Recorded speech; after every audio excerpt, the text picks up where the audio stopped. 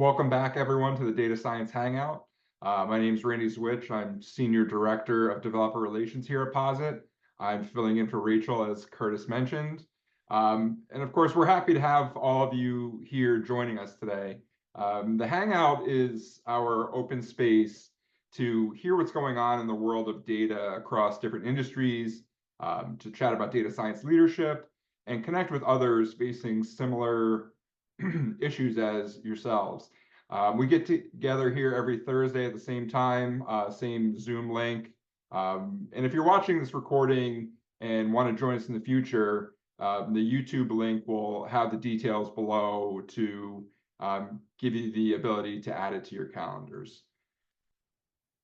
Please keep in mind we're dedicated to keeping this a friendly and welcoming space for everyone. And we love hearing from you. So no matter how many years of experience you have, your title, your industry, programming languages you work in, or any other differentiator, we want this to be a welcome space for everybody. And with that, today's Hangout is dedicated to all things PositConf 2024. And so we're going to cover questions from workshops to talks, to advice for first-timers, and anything else that's top of mind for you. And of course, we hope to see many of you at the conference this August in Seattle. Whether you're joining us in person or virtually, it will be my first PositConf. I'm sure there's many others that have, more experience than myself. And we know that people really enjoy connecting with other Hangout attendees. And so we want to encourage you to briefly introduce yourself, say hi in the chat, possibly include your role, where you're based. And if you're going to join us in person in Seattle, definitely add that as well, so that you can connect with others ahead of time. There's three main ways that you can jump in and ask questions or share your experiences. One, raise your hand on Zoom, and I'll just call on you to read your question. Ideally, this is the best way, our preferred way, so that more people are interacting. Secondly, you can put a question in the Zoom chat, and feel free to put a star next to it if you want me to read it.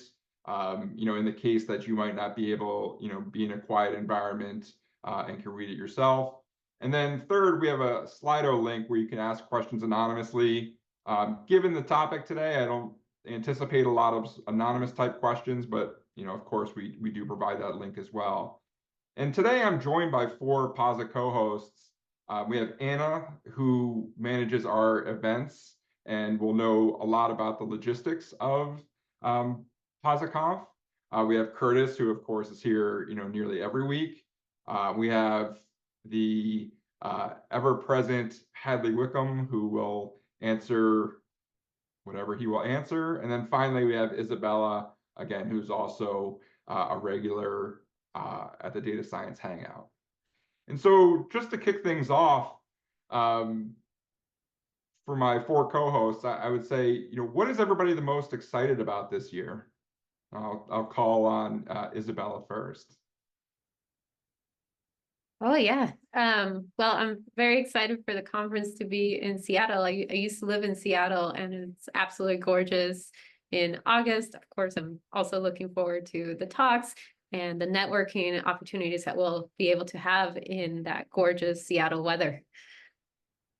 How about you, Hadley? What are you looking forward to the most? Compared to last year, I'm excited that we have windows. That is going to be a big plus to have daylight. Like every year, I'm excited that we just have such an awesome group of speakers who are already starting to get to work on their talks.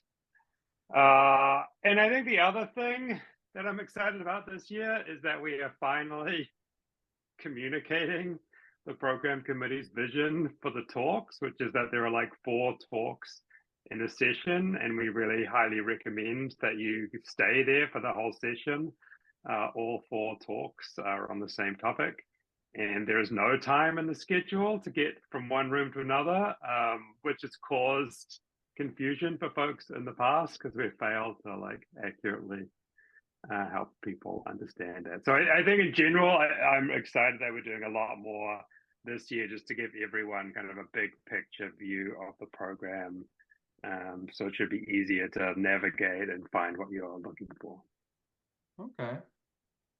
Curtis or Anna, do you have anything you'd want to share? I know, like myself, Anna, I don't believe has attended Posit Conf in the past, and so what she might be looking forward to, or she may be more appropriate to, what advice, but we'll get to that in a little bit.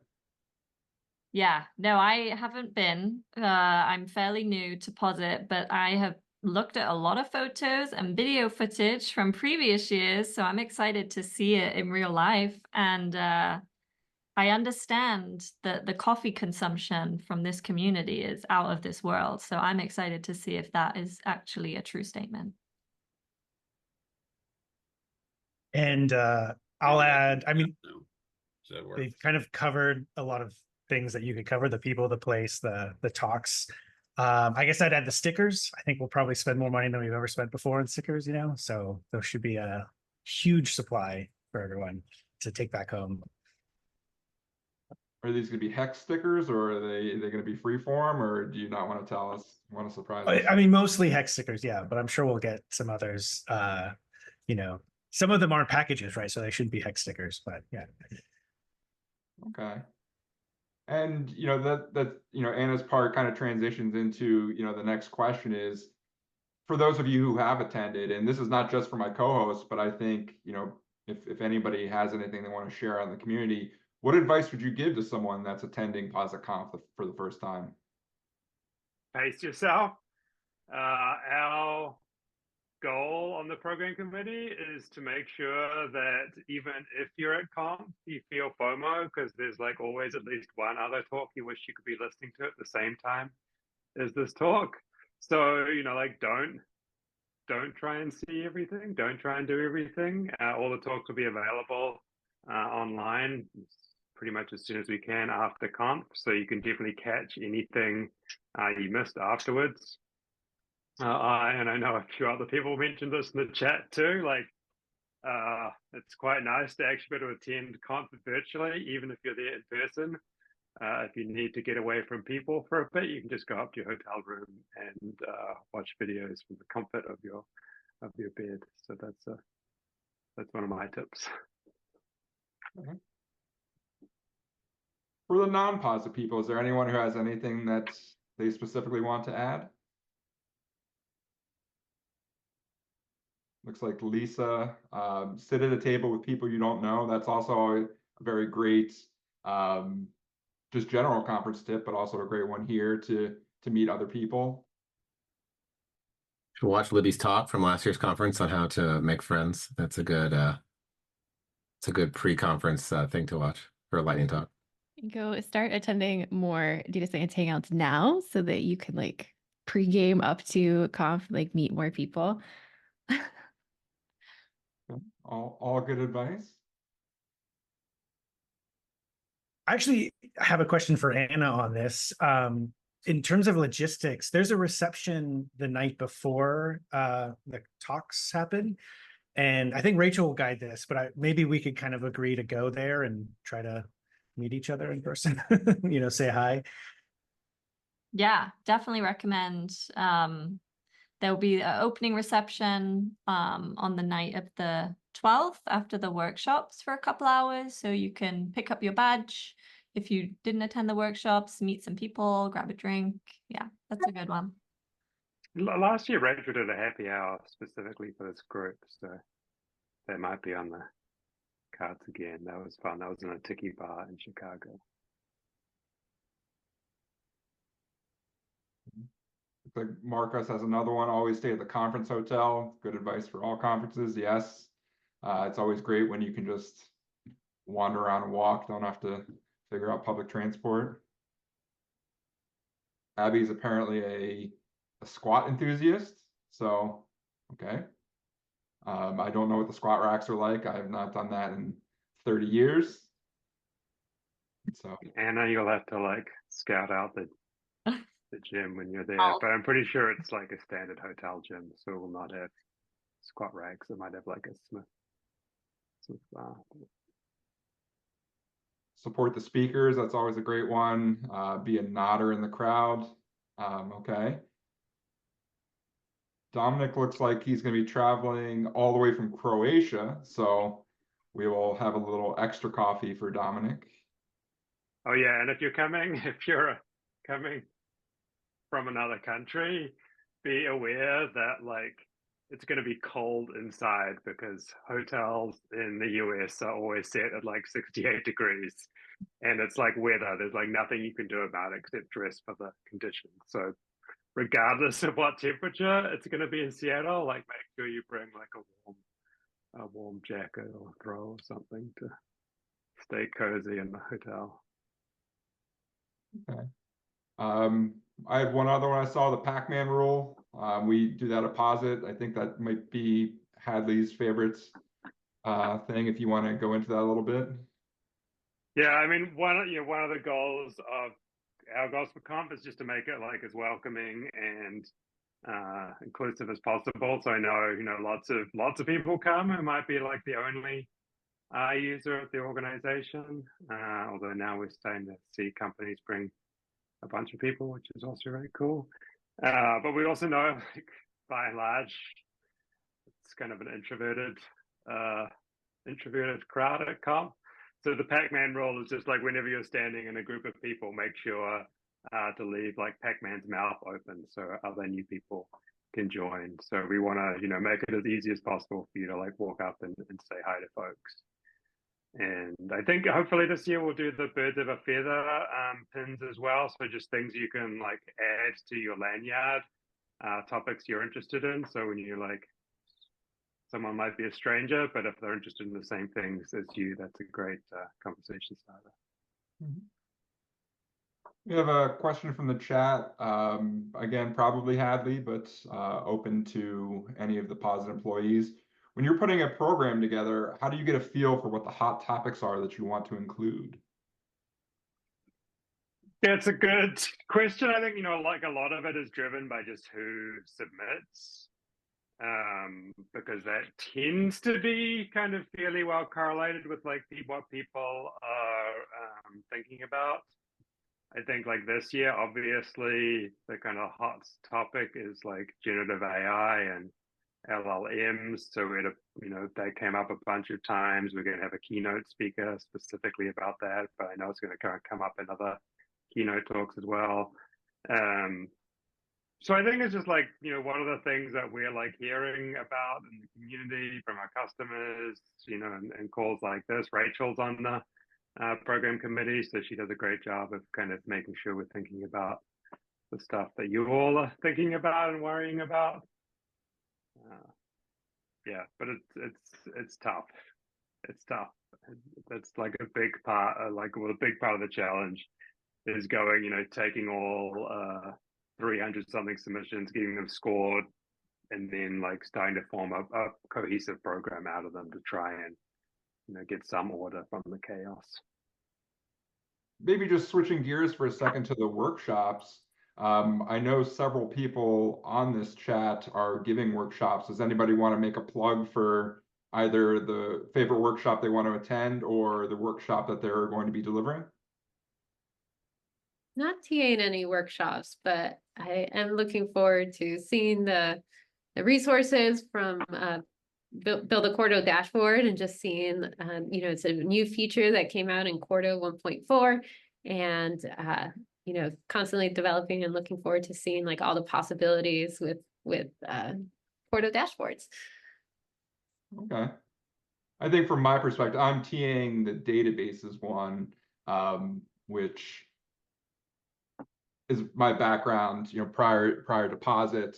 I'm looking forward, all the workshops are at the same time, if I'm not mistaken. So I will have to watch them, after the fact. But I'm actually looking forward to really getting the entire flavor of Posit. I joined in January. At one time, I could program in R. Recently, I have found out my skills have atrophied to the point where all of my employees would prefer I didn't write R.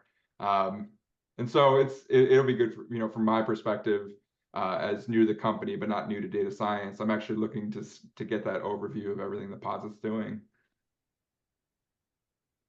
Isabella posted in the chat a link to all of the workshops, and so if you're not if you haven't seen that list yet, I would encourage you to take a look and see what's being offered. Andy's going to the package building workshop. Okay, great. Yeah, I'm going to be teaching our production, which I will hopefully know enough about by the time that workshop comes around to give a good talk. But I'm like giving it as a way to like force myself to learn it, to learn more about it. So I've been giving a few talks about it and working on a few tools, but I think that should be a fun, hopefully Certainly an be a fun important topic. workshop. We have another question. Hadley, do you have any sort of insight into your thoughts on having AI teach an entire workshop at PositConf? I don't think AI is like ready for that quite yet. Maybe one day we'll see. Yeah, it's I agree. interesting. Like I use it a bunch in our studio with the Copilot integration, and it's just kind of surprising to see like what it's good at, what it's bad at. But I don't know. I have very mixed feelings about it. David is going to be attending advanced tidy models. Alan leveling up with Shiny. Okay. Sanjay asks, why advanced Shiny for Python but not R? I think that's because we've just done advanced Shiny for R, like basically every comp so far, and felt like that knowledge is kind of like at least percolated somewhat to the community. I think we did. I think also. I mean, there's also level up Shiny for level up with Shiny for R, which is kind of similar, not quite as advanced, but I think it includes quite a lot of the, or like some of the content from previous advanced R ones too. Yeah, I think that makes sense. You know, obviously, Shiny for R has been around well over a decade, if I'm not mistaken. Shiny for Python's a little newer, so we're spending a little bit more time getting the word out for Shiny for Python. But of course, both are under active development at Posit, and so it's not really one or the other, but really, you know, which language you prefer, or you know what you might be doing. Yeah, we're also interested to see just how people kind of like the 1 day of tutorials instead of the 2 days of tutorials. We're kind of hoping it means that like more people will come to the tutorial since it's only 3 days in total instead of 4 days in total. And I also have to say, personally, I'm looking forward to having one this day of comp. So, although that said, we're going to do a Tidyverse developer day the day after comp. So I should add a link to that if any of you are interested in contributing to the Tidyverse. We have a whole day planned for that afterwards. So it's normally a pretty fun event if you have any interest in contributing a little bit to open source packages. We kind of assume you don't know anything, or you assume you know a little bit about packages. You've used packages, maybe you've used a little bit of GitHub before, but you know, we have a bunch of helpers to make sure that everyone, you know, achieves something and makes some improvement to the Tidyverse in some small way. There's a little bit of a comment in the chat. It appears I misspoke that the workshops, in fact, are not recorded. So my apologies for mentioning that. The talks and the keynotes will be recorded though, and so those you'll be able to go back and view at a later date. Lydia had some advice. Do you want to give that to the group, Lydia? Hi. Yeah, I was just saying, like, don't choose a workshop that's more advanced than your skill level. I went to RStudioConf 2022, and the workshop I chose was slightly above my skill level, and I couldn't really follow along. So I didn't really feel like I got the most utility out of it. So that's just my suggestion. A workshop might look like it'll be really interesting, but if you can't follow along, it kind of sucks. Yeah, I think that's a great point. You know, the whole point of PositConf, besides the sort of networking aspect, is to learn something. And so be honest with yourself about where you are and what you'd like to learn, so that you can kind of maximize your time there. You have a lighthearted question, Hadley. Are you going to be bartending out of the cocktails package? We did discuss some ideas for that, but ultimately I decided I'd probably get too grumpy making people cocktails too quickly for it to be worthwhile. But I'll probably bring some copies of my cocktails book. Anonymous question: can you at least provide a signature cocktail so that we can ask for a Hadley when we're at the bar? Yeah, maybe we'll see how they go. We normally our budget normally runs more to like mixed drinks at conf rather than cocktails. So we'll see. Jared thinks Grumpy Hadley would be a great name for that, so we'll keep that in mind.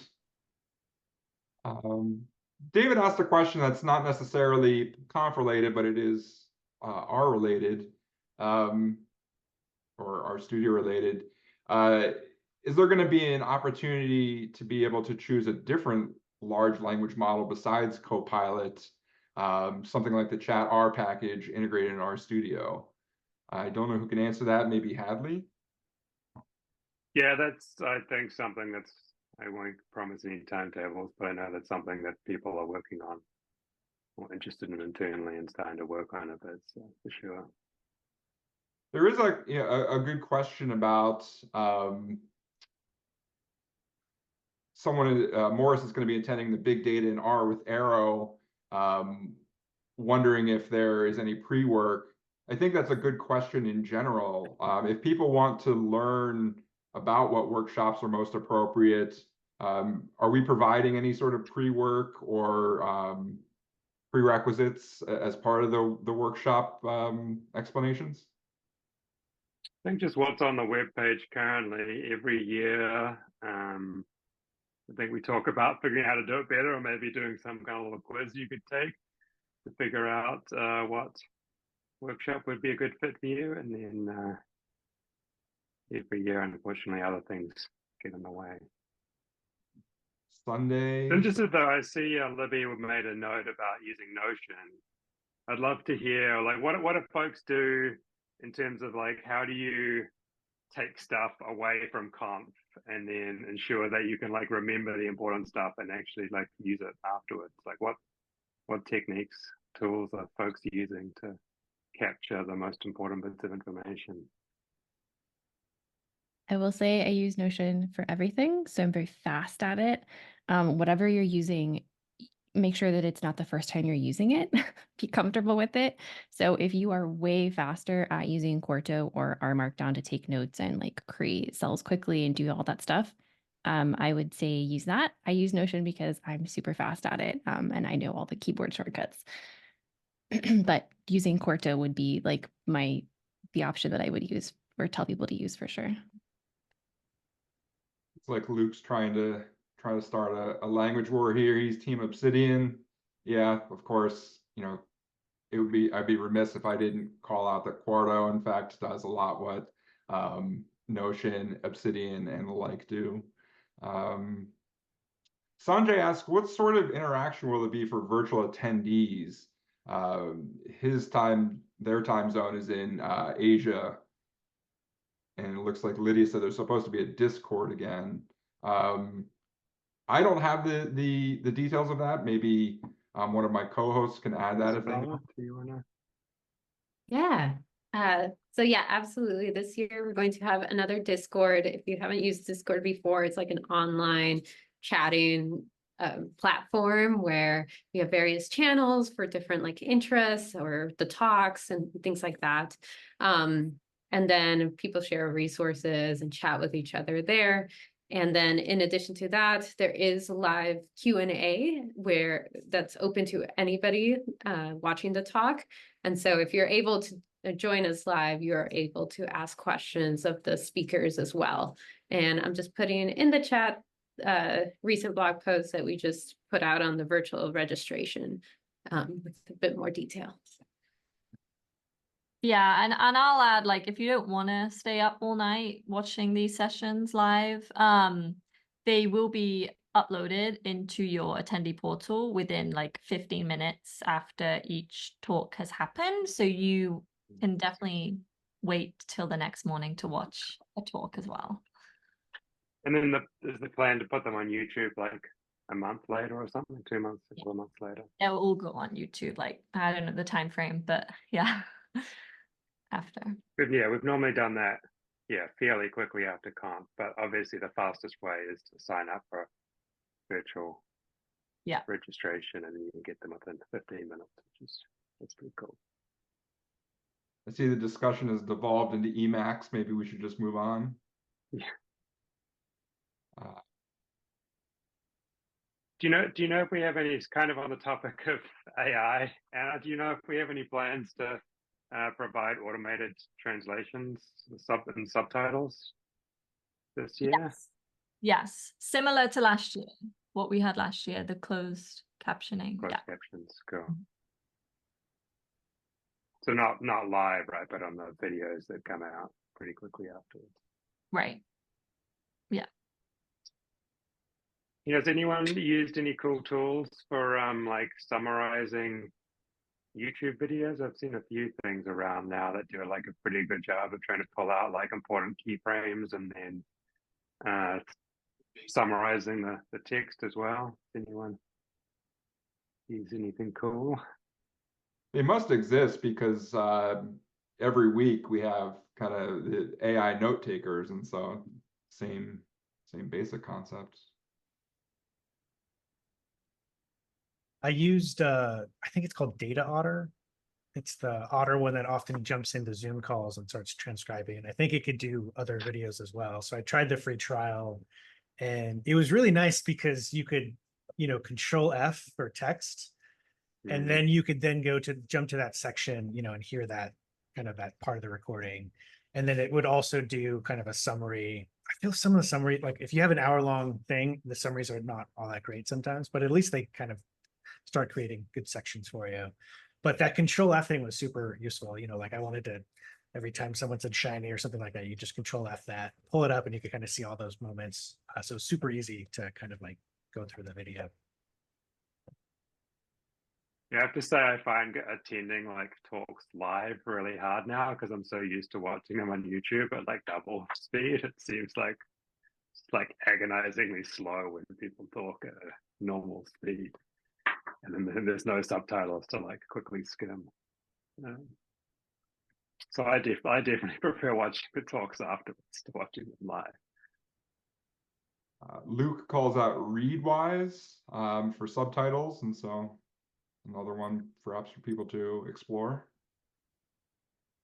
I have a question that's perhaps for Anna, if you know. With the Posit Conf location, is it within walking distance of any sort of transit hub? How are people, presumably, most people will arrive by plane. How do you get from that airport to where the conference will actually be? Yeah, that's a good question. So I haven't actually been to the venue yet, but I am going next week. So I'll be able to test this out. And we can probably add more FAQ info on this on the website. But from my understanding is it's roughly 20 to 30 minutes from the airport to get there by car. I'm sure there is public transport links. Isabella, Yeah, it looks like there's a train. Yeah, that's right. There is a train that goes directly from the airport to really, really close to the hotel, and it's very convenient and smooth. So highly recommend it if you're getting in at a good time. I think it stops at midnight or so.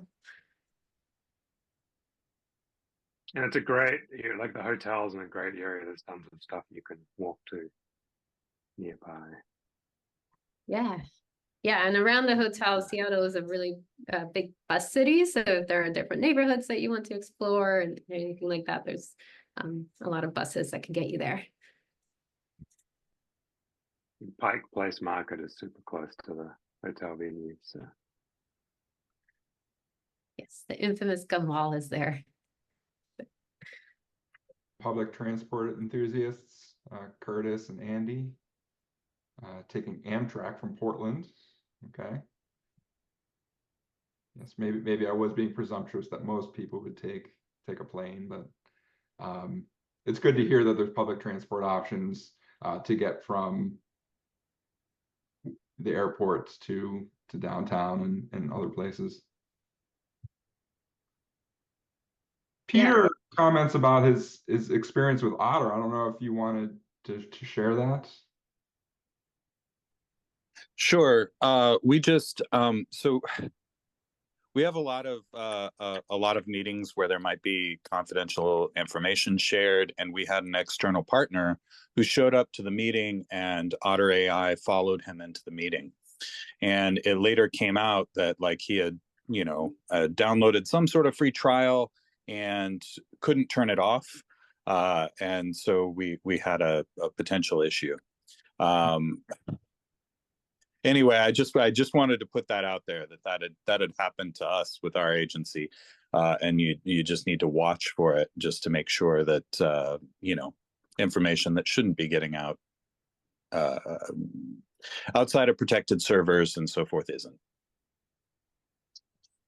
Well, always a good thing to keep in mind as we get into this age of automated transcription and large language models and training and all those sorts of things, is where does the data actually go, and does that matter? Isabella put a restaurant recommendation in. Do you want to comment on that? Sure. So just commenting, like a walking distance from the hotel, there are also a ton of things too.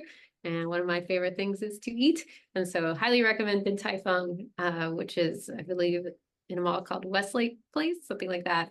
And top floor, it has delicious food, including soup dumplings, spicy wontons, string beans. It's very, very good. Okay. I, for one, am definitely looking for as many restaurant recommendations as possible. Not to say that Conf won't have good food, but to the extent that I can expense large bills, I like to do that. And the best way to do that is eating. Presumably there's good coffee, should be good coffee too, hopefully, being Seattle. But I normally rely on Davis on my team, always does extensive research about the good coffee places wherever we're traveling. So I just rely on his recommendations. It's pretty nice. I have a question about birds of the feather this year.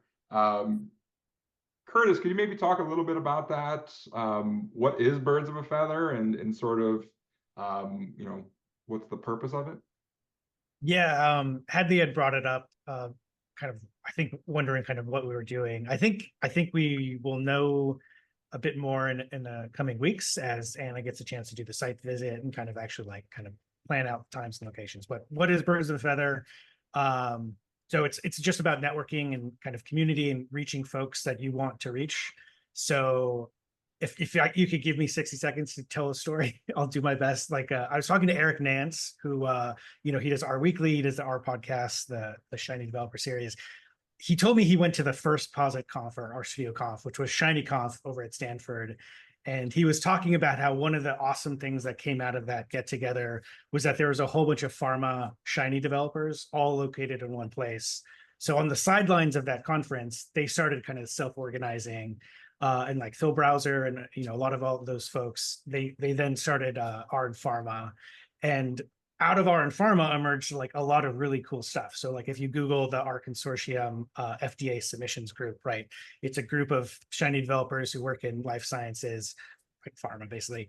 And they're just working together and working with the FDA to encourage them to adopt open source, particularly Shiny and R, in FDA submissions and across the industry. And Eric kind of puts that up as like, this is just one of the awesome things of not just PositConf, but PositConf in particular, but attending these other things in person.